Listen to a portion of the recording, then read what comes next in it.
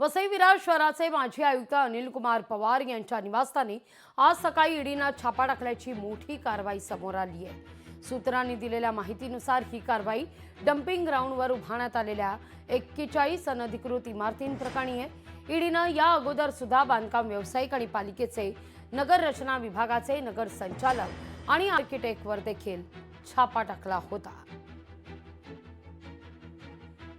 या सगळ्याचा आढावा घेतला आपले प्रतिनिधी संदीप गायकवाड यांनी। वसई विरार महापालिकेचे आयुक्त अनिल कुमार पवार यांच्या घरावरती आज सकाळपासूनच ईडीचा छापा पडलेला आहे। आपण जर बघितलं तर आपण आता त्यांच्या घराबाहेर आहोत।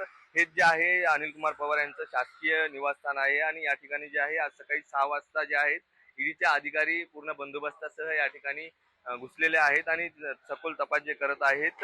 एकंदरीतच पाहायला गेलं तर नालासोपाऱ्यामधील डंपिंग आणि मल निसरणाच्या जागेवरती अनधिकृतपणे उभारण्यात आलेल्या 41 इमारती प्रकरणामध्ये ही चौकशी सुरू असल्याची माहिती जी आहे ही समोर आलेली आहे।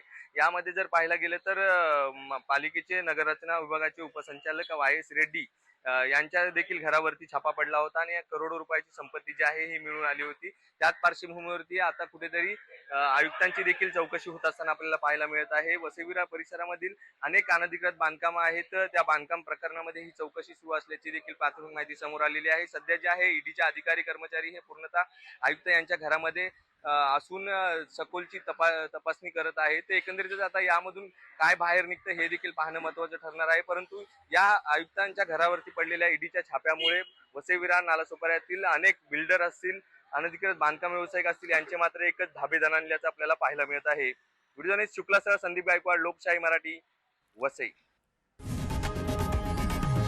लोकशाही मराठी ऐका, पहा, जागरूक रहा।